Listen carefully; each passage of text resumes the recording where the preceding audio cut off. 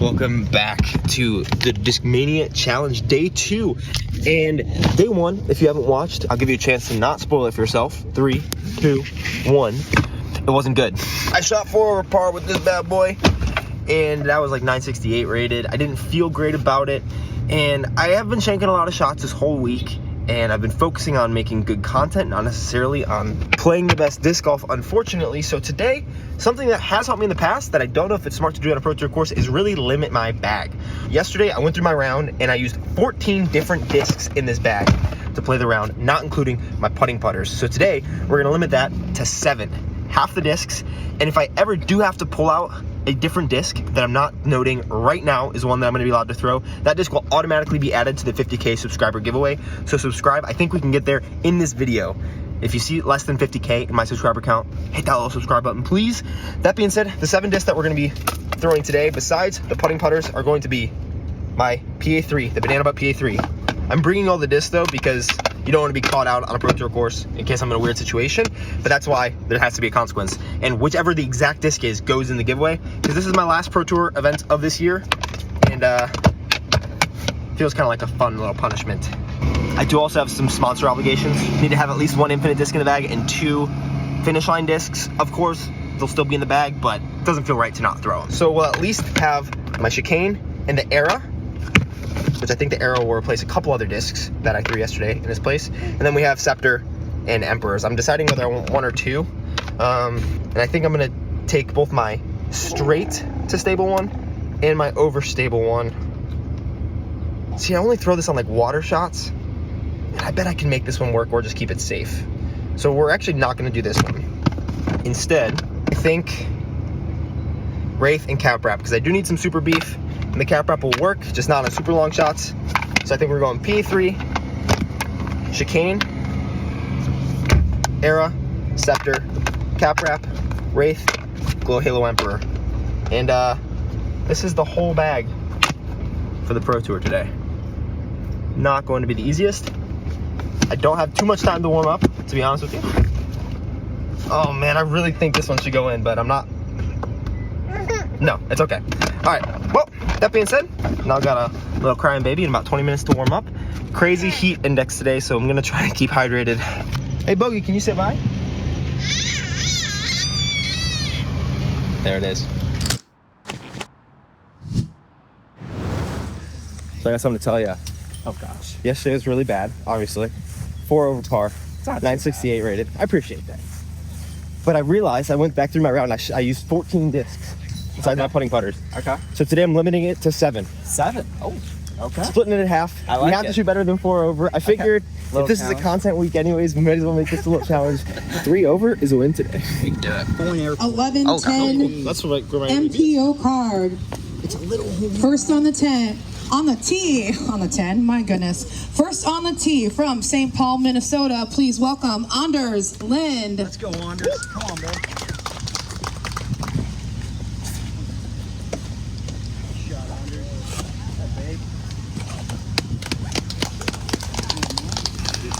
Next up, we have sponsors from Stokely Discs and Castaplast from Gresham, Oregon. Let's hear it for Dallas Garber.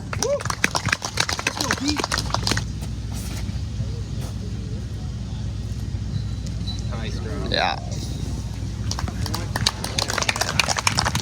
Sponsored by Infinite Discs from Denver, Colorado. Let's hear it for Anthony Bodanza.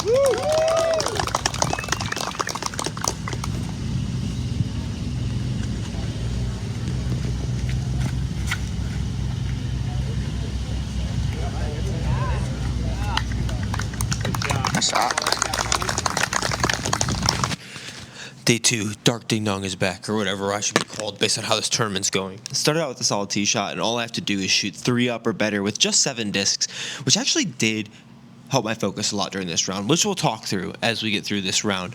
But one of the biggest things that's helped me get to these tour stops and make these videos and get the opportunity to play these events and potentially give my money to the winners is the sponsor of today's video, Vessi. I'm actually really proud of this ad, so check it out, and we'll get right back to the round. This video is sponsored by Vessi. Welcome back to Vessi Labs. Today we're taking it outside. Got the socks on before my baby could steal my camera from the ground. Stormburst high top on the left foot, even though they're fully locked down, they still slip on. It's amazing to me how little I have to retie these shoes to still have a solid lockdown on my foot when I'm playing disc golf. Stormburst low top, right foot. This video is sponsored by Vessi, makers of my favorite shoes in all of disc golf. They're 100% waterproof, but I love playing in them because of the traction that you're able to get on the bottom of the shoe. They feel very comfortable, look very stylish. They're not too hot in the summer, even though they're waterproof, because they are knit. They also do a good job waterproofing. As you can see, I have the Stormburst low top on this foot, and the Stormburst high top on this foot. So if you want about an extra inch of protection on your ankle, you can snag that with the high top version instead of the low top. Each pair comes with a 1-year warranty, as well as a 30-day money-back or exchange guarantee. Get your pair at Vessi.com/Bodanza for 15% off your first order. That being said, let's check out the shoes and see how they made it. Oh no. Sorry, no cuts, not a lot of cut.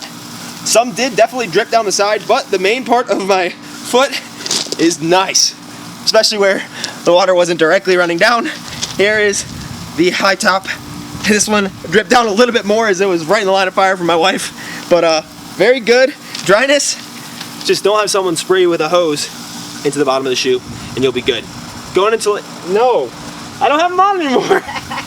Vessi.com/Bodanza, 15% off your order. Thank you, Vessi, for sponsoring the channel. Back to the video. We're back.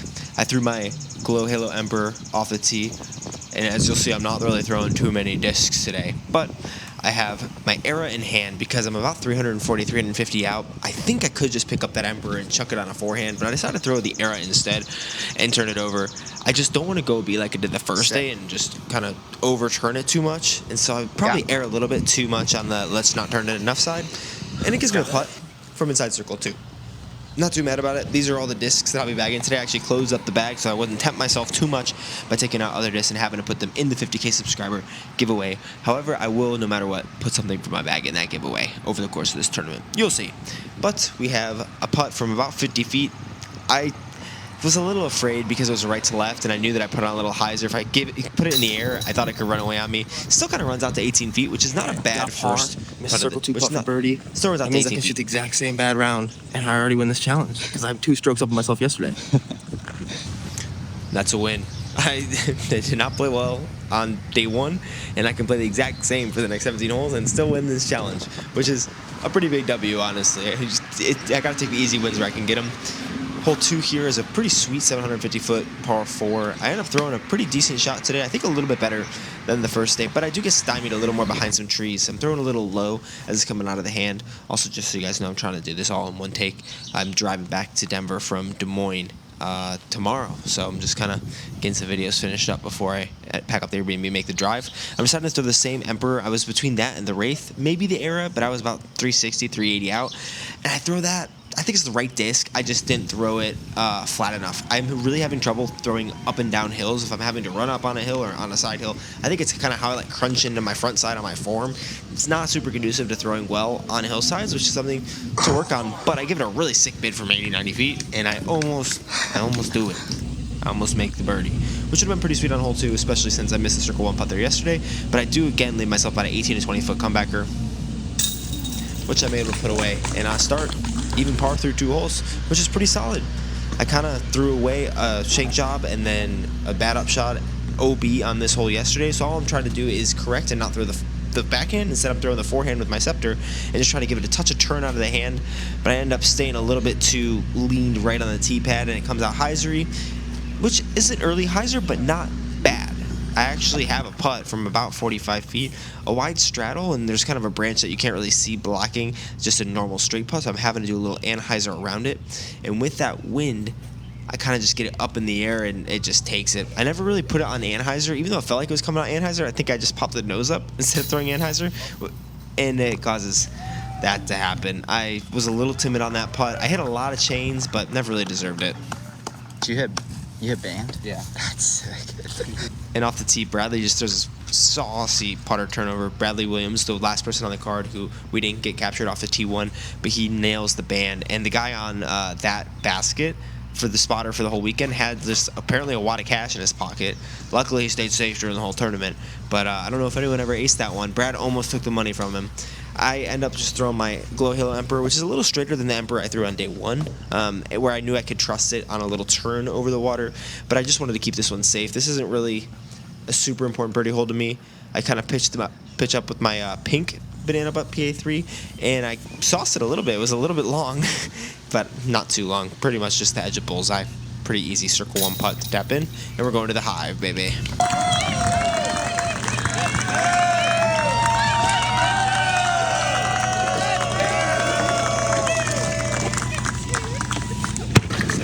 Got to make sure to hydrate up. There is a massive heat index. There's like WBGT or something, is some way to measure heat and humidity, and apparently if you don't drink enough water, you're gonna die. So I was making sure to drink water every time that it came up. I'm throwing that same scepter that I did on day 1, just on a nice little slight flip up hyzer, and I thought this potentially had a chance. Just always a little low. I loved it out of my hand. I didn't think I popped it all the way there, but I absolutely parked this. So even though I was 1 over going into the hole, I should be able to tap this in and get back to even par on the day. Trying to make a couple birdies. I kind of waited till hole 5 to make my first birdie yesterday as well. Doing the same thing again here, but this is kind of where I went on a stretch and birdied hole 6 and then shanked it away on 7. So I'm just hoping to play smooth, but we do go into a very dangerous area, the Bigfoot mating area, which is a pretty sweet sign. I like when courses have those weirdo signs.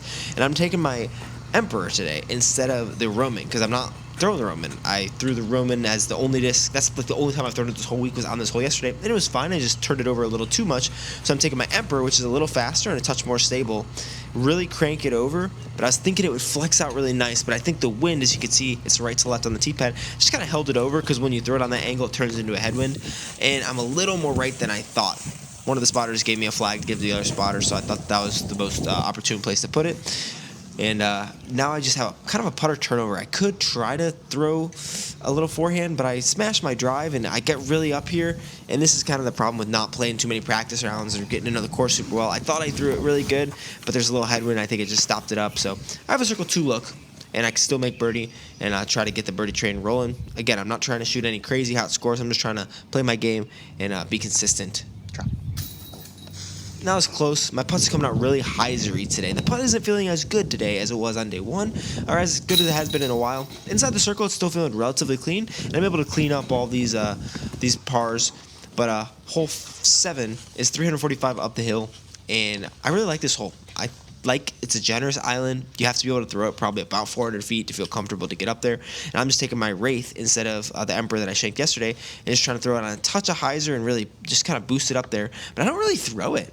I kind of just like poof it out there. I'm like cute little fairy throwing this frisbee, and I'm a little frustrated at myself that there's a right to left wind. I can see it in the flags, and if I'm just gonna like really smooth it up there, I need to either throw it way righter, because I got the distance to get up into the chips if I really needed to, or I just need to actually like hit it a little bit. You're not really gonna go out the back of the island, or at least I'm not. I don't have enough juice to do that. So I have the circle 2 putt here, and again, similar to the putt on hole number 3, I thought I would put a little ante on it to kind of counteract that right to left wind, and I ended up just kind of popping it nose up, and the wind said bye-bye. So I have about 28 feet for a comebacker for bogey at this point, and I do not want to double this hole. Nice putt.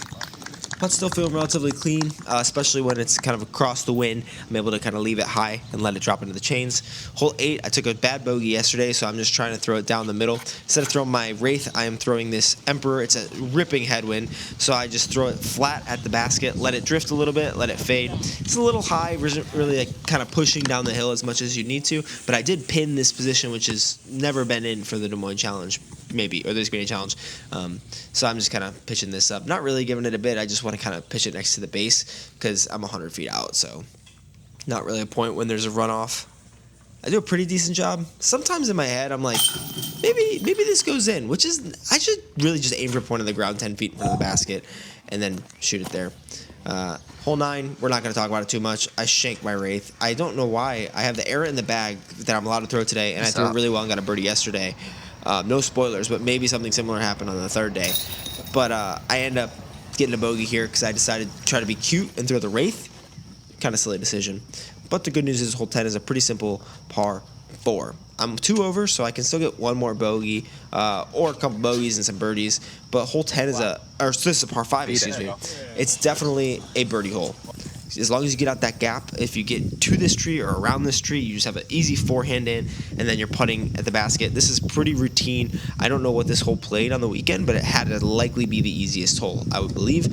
Maybe hole 5, but I don't know, the island hole, you can just make a lot of mistakes. This one, we saw AB play it pretty bad on coverage on day 1, but I think it's a pretty simple birdie for most people. So I end up throwing around the corner, including AB. I think he just tried to get over aggressive and eagle it, which almost nobody can do except for him. So I throw my chicane here after throwing my Glow Halo Emperor for the first 2 shots. The spotter was kind of looking at it for a while, so it might have rolled down.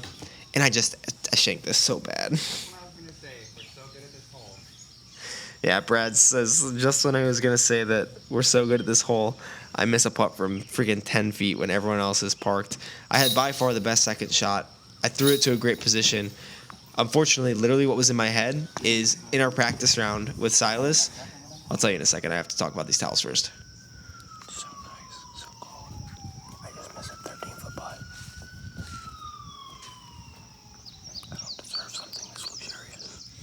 So because it was so hot out, they actually put out cold towels to sweep. But in my practice round with Silas, I missed a putt from that same distance, and I wasn't really chalking up my hands. And it was a practice round. He's like, "Oh, it's okay. You'll never miss that in the tournament." And that went through my head right before I put that, and then I just caged it. So unfortunate. Also unfortunate, I threw a pretty bad shot, and it leaves me here where I'm trying to see if there's anything fun or aggressive that I can do. There's really not. So I just kind of have to pitch down into the gully. Man, I really don't like that. I'm starting to feel a little shanky. I'm getting really sweaty. I'm kind of surprised at how much you can't see it in my nice Cardinal Bonanza jersey, which are available at cardinaldiscgolf.com. Kind of put it in the middle, and I'm about 350 out, but the basket's kind of perched up on this hill, so I'm deciding to throw my Emperor again because it's kind of like my Roman slot, my stable disc. If I just hit it high and flat, I can give myself a chance at the 4 to save par. Yeah, nice shot. Oh! You hit something. Whoa, that's the Bodinger shot of the day. I hit the cage. That was crazy. What's that? Look, I hit something. I can't believe I hit the cage. I didn't think I hit anything, and then I saw that, and then I missed the freaking putt. What am I doing with my life? So I got a bogey, so I'm 3 over par.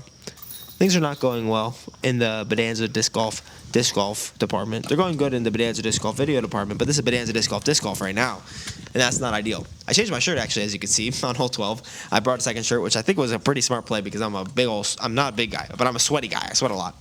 Unfortunately, the shirt didn't bring any good disc golf, and I absolutely line up directly to the left of the Mando and shank it past the Mando, and very frustratedly just march down the deep end, or down here. Everyone is way up high, and I end up throwing a pretty solid shot from the drop zone, and I'm going to hopefully be able to make this putt to get to 4 over par.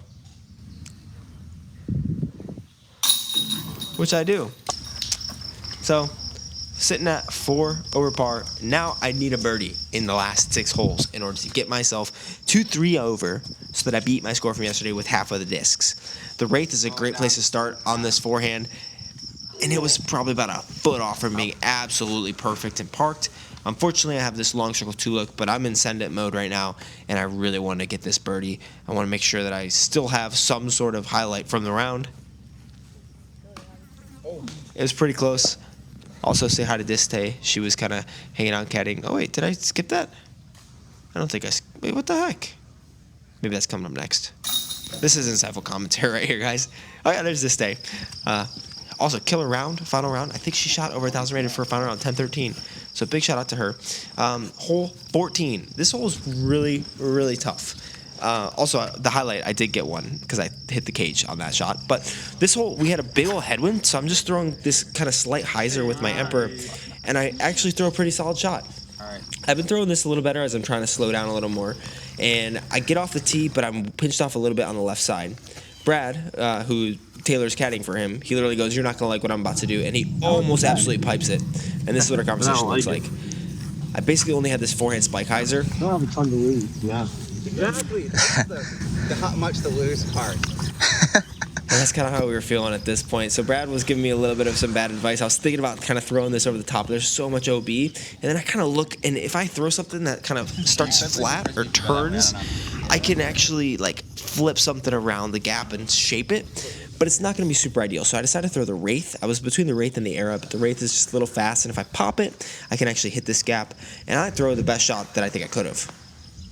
Yeah, dude. Come Oh, Kind of. I ended up hitting the branch, and it still gives me a chance for birdie. And if I make birdie here, I'll be beating what I need to shoot better than the first round, the first day. But Brad's also in send-up mode, so he has just this buttery smooth backhand form. Go back and study that for him if you want to see how to throw good standstills. He almost makes it. And I'm about 45 feet. I'm a little bit pissed at that branch for taking away my easy drop-in birdie on this pretty difficult hole. So I'm really trying to lock in and make a good stepper so that I can get my 3 over and beat my score from round 1. Let's go, dude. And just like that, I've done it. I beat my score from round 1. As everybody knows, the course is done at hole 14. It's a new addition to the Pro Tour right now. You play 14 holes, and wait, what's that? No, there actually were 18 holes. I just don't want to show any of the footage from it. Oh, that's crazy. Well, we can pretend I won. Thanks for watching. Big shout out to Vessi for sponsoring the video. One more day, one last round on the Pro Tour for 2025. Let's make it a good one. You'll see that video tomorrow, and then back to an incredible amount of reviews and fun stuff that I have planned, which I am super excited for. I'm very excited to be staying at one elevation for basically the rest of the year, except for one more disc golf trip coming in October for USTGC, where I'll try to Monday qualify, but flying in and trying to do that doesn't leave me a ton of hope. I'm going to be there for a fun week. Thank you for chilling with Dark Danza and the very insightful and very coherent commentary. I hope you enjoyed, and I'll see you soon. Vessi.com/Bodanza. Subscribe to the channel. You're the best. See you tomorrow.